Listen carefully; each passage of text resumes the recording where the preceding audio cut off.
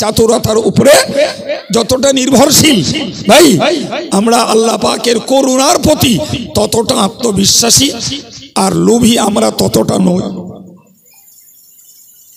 আমার কথা বুঝতে পারছেন কি?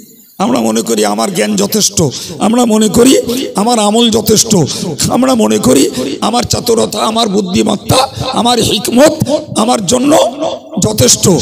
ভাই এটা যদি সঠিক হতো তাহলে নবীকে আল্লাহ যে জ্ঞান দিয়েছেন, নবীকে আল্লাহ যে হেফাজত দান করেছেন, সর্বোপরি নবীকে আল্লাহ তার হাবিব বলে প্রচার করেছেন, সেই হাবিবকে, সেই সারা পৃথিবীর শ্রেষ্ঠ জ্ঞানীকে, সারা পৃথিবীর শ্রেষ্ঠ মনীষী, বরং সৃষ্টির ঊর্ধ্বে স্রষ্টার পরে দরজা তিনি হলেন রাসূলুল্লাহ, তো তাকেও মানব শয়তানেরা বিভ্রান্ত করতে চেষ্টা করেছে।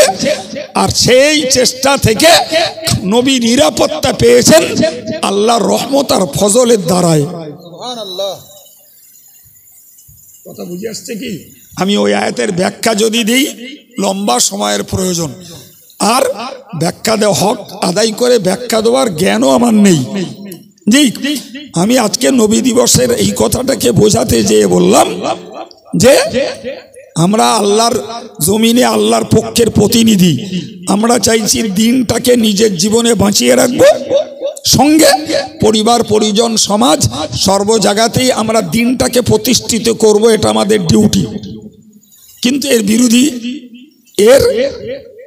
বিরোধী প্রতিরোধের অন্য ব্যক্তিরাও আমার সমাজে রয়েছে, আছে না নেই? আমার আল্লাহ বললেন, বান্দা তোমার চেষ্টা তুমি করো, আল্লাহর এই দিনের হেদায়েতের জ্যোতিকে পূর্ণ করার দায়িত্ব আমি আল্লাহ গ্রহণ করলাম। তাহলে আমরা কোশ্চিনকালেও ব্যক্তি জীবনে, পারিবারিক জীবনে, দিন শিক্ষার ব্যাপারে এবং মসজিদ কায়েমের ব্যাপারে এবং মানুষের কাছে হক বাণী প্রচারের ব্যাপারে কোনো অংশেই অবহেলা, অলসতা দেখাতে পারবো না। দেখালেই আমরা আমাদের দায়িত্বে অবহেলা দেখিয়েছি বলে প্রমাণ হবে, ঠিক না ভুল? সুতরাং একদল সভা দিচ্ছে, আর একদল করছে, আর একদল শুনছে, দিন প্রচারের একটা চেষ্টা বা দায়িত্ব আমরা পালন করে যাচ্ছি। কেউ মাদ্রাসা করছে, কেউ মাদ্রাসা চালাচ্ছে, কেউ শিক্ষকতা করছে, কেউ সেখানে ছাত্র দিয়ে দিন শেখাবার ব্যবস্থা করছে। ভাই সব মিলিয়ে আমরা দিনটাকে জিন্দা রাখার যার দ্বারাই যেটা সম্ভব সে চেষ্টা করছি। কিন্তু ভুললে হবে না, আমাদের মধ্যে নফস আছে, শয়তান আছে। জি, সেই নফস শয়তানের সম্মিলিত শক্তি দ্বারা একদল কলেমা পড়া বা মুসলিম ঘরে জন্ম নেওয়া মানুষ, তারা যথেষ্ট পরিমাণে এই দিনের বিরোধী। আমি এরপরে আপনাকে বলেছি যে নবী আল্লাহ পাকের 100% প্রোটেক্টেড ম্যান, নবী আল্লাহর পক্ষ থেকে সুরক্ষিত। এরপরেও একদল মানব শয়তান, কাফের, মুশরিক, ইহুদি, খ্রিস্টান, এরা চেষ্টা করেছে বারে বারে নবীকে ভ্রষ্ট করার, নবীকে মিসগাইড করার, নবীকে বিভ্রান্তির পথে নিয়ে যাওয়ার। হেফাজত করেছেন কে? জোরে বলেন। আল্লাহ বললেন, আমার রহমত আর আমার ফজল, আমার দয়া আর আমার অনুগ্রহ, আমার করুণা ওই নবীর প্রতি যদি না থাকতো তাহলে ওরা নবীকে পথভ্রষ্ট করতে চেষ্টা করছিল, ইচ্ছা করছিল। জি, আয়াতের শেষ অংশে আল্লাহ বলেছেন, ওয়াকানা ফাদলুল্লাহি আলাইকা আযীমা, ওগো নবী এটি তোমার উপরে আমি আল্লাহর পক্ষ থেকে একটা মহা করুণা। সুবহানাল্লাহ। সম্মানিত ভাইরা, আমি এই ক্ষেত্রে আপনাদেরকে বা আমরা নিজেরা সমীক্ষা করে নিলাম যে আমার জ্ঞান, আমার গুণ, আমার যোগ্যতা, আমার চাতুরতা, আমার বুদ্ধিমত্তা, আমার আখলাক, আমার আমল, এসব কিছু শয়তানের হাত থেকে আর নফসের হাত থেকে বাঁচার জন্য যথেষ্ট নয়, বরং আমাদেরকে এভরিবডি, প্রত্যেকটা মানুষকে আল্লাহর করুণার ভিখারি হওয়া লাগবে। আল্লাহর রহমতের ভিখারি হওয়া লাগবে। আল্লাহ তুমি যদি বাঁচাও শয়তানের হাত থেকে বাঁচতে পারি, আল্লাহ তুমি যদি বাঁচাও নফসের আবদার থেকে বাঁচতে পারি, আল্লাহ তুমি যদি বাঁচাও তাহলে মানব শয়তানের চক্র থেকে ঈমান আমলকে রক্ষা করতে পারি, আল্লাহ তুমি যদি বাঁচাও তবে জিন শয়তানের হাত থেকে রক্ষা পেতে পারি, আল্লাহ তুমি যদি বাঁচাও তবে জাত শয়তানের হাত থেকে রক্ষা পেতে পারি। ভাই যদি নিজের উপরে নিজে নির্ভরশীল হই, নিজের উপরে নিজে আত্মবিশ্বাসী হই, বিশ্বাস করুন ভাইয়া আমরা যে কোনো মুহূর্তে শয়তানের কবলে, নফসের কবলে, জিন শয়তানের কবলে পড়ে আমরা ঈমান আমল এবং সর্বোপরি আল্লাহর জাতের প্রতি আমাদের আস্থা, আমাদের ভরসা আমরা হারিয়ে ফেলতে পারি। কি বুঝছেন? আরে বাবা, একটা লোক দীর্ঘদিন রোগ ভুগছে, দীর্ঘদিন রোগ ভুগছে, লোকটা নামাজি, রোগ ভুগছেন, চিকিৎসাও করছেন, দোয়াও করছেন, রোগ সারে না, রোগ সারে না। ভাই এই লোকটাকে শয়তান বিভ্রান্ত করতে পারে সহজে। তুই এত দোয়া চাচ্ছিস, তোর দোয়া তো আল্লাহ নেয় না। তাহলে যদি তুই যদি সত্যকারের আল্লাহর প্রিয় বান্দা হতিস তাহলে তোর দোয়া আল্লাহ নিত। মনের ভিতরে একটা বিষ ঢুকিয়ে দিল। আরে বাবা, আমি দেশ জোড়া একজন বরেণ্য আলেমকে বলতে শুনেছি, নিজে কানে শুনেছি, আমারে পরিষ্কার বলছে তদবির কালাম কিছু বিশ্বাস করি না। তাহলে চি এরকম কথা বলে? তো বলছে এতবার তদবির করলাম, একটা তদবির আমার জন্য খাটিনি বলে এক গুচ্ছ তদবির কারকের নাম বললো আমার কাছে। আমি দেখলাম ভদ্রলোক আলেম হওয়ার পরেও ইবলিসের খপ্পরে পড়ে গেছে। আরে তুমি দোয়া করেছো, কবুল করনি, তাই বলে তুমি আল্লাহর রহমত থেকে নিরাশ হবে? ও নীতি তো কাফেরদের। তুমি তদবির করেছো, তোমার জন্য তদবির আল্লাহর কাছে কবুল হয়নি, তাই বলে তুমি কোরআনের আয়াতকে অস্বীকার করে বসবে? আয়াতের ফজিলতকে, আয়াতের গুরুত্বকে তুমি মূল্যহীন করে দেবে? আরে বাবা, চিকিৎসা করা জায়েজ আছে, তুমি চিকিৎসা করেছো, আল্লাহর হুকুম হয়নি, চিকিৎসা তোমার জন্য, তোমার বিবির জন্য, তোমার বাচ্চার জন্য কার্যকর হয়নি, তাই বলে তুমি আল্লাহ পাক তোমার জন্য চিকিৎসা কবুল করেননি বলে তুমি আল্লাহর রহমতের প্রতি অনাস্থা আনবে? এই কাজগুলো কোন দিনদার, ইমানদার, পরিপক্ক আল্লাহওয়ালার কাজ নয়। বরং পরিপক্ক আল্লাহওয়ালা দোয়া করে, কবুল না হলে ভাবে দোয়া কবুল না হওয়ার মধ্যেও আল্লাহ কি ভালাই রেখেছে। চিকিৎসা করেছি, সুস্থ হয়নি, এই সুস্থ না হওয়ার মধ্যেও আল্লাহ ভালো রেখেছে। কিংবা আমি তদবির করেছি, তারপরেও আমি জিন দৈত্যের শয়তানি বা অত্যাচারের হাত থেকে রক্ষা পাইনি, এই রক্ষা না পাওয়ার পিছনেও আল্লাহর কি ভালো ইচ্ছা আছে। এই জায়গায় দাঁড়িয়ে থাকতে যদি পারি তাহলে বুঝবো নফস আমাকেও আল্লাহ ভোলা করতে পারিনি, ইবলিস আমাকেও খপ্পরে ফেলে আল্লাহ থেকে আমাকে বিচ্যুত করতে পারিনি। সুবহানাল্লাহ বলেন, আলহামদুলিল্লাহ বলেন।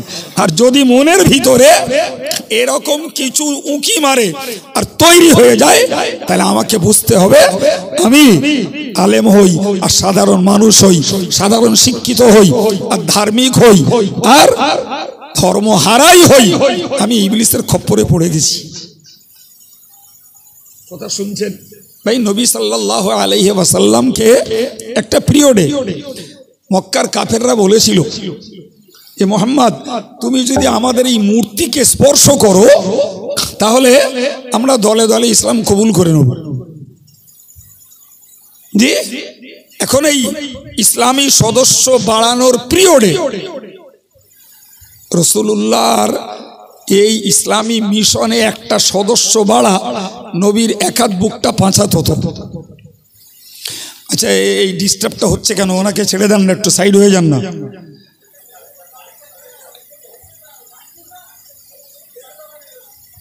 উনি ওইখানটায় দাঁড়িয়ে,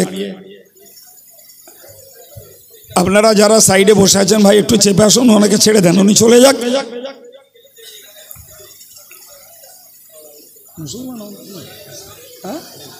মুসলিম ভালো।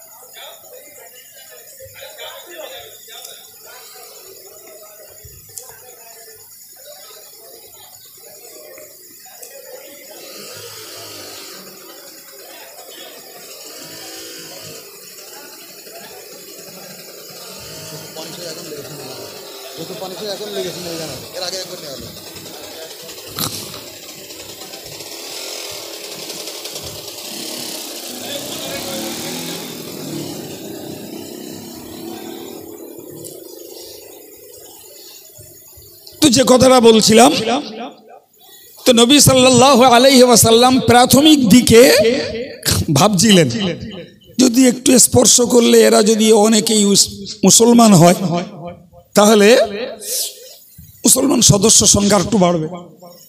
কিন্তু রসুল সেই মুহূর্তে তাৎক্ষণিক কোনো জবাব না দিয়ে বললেন কালকে বলবো।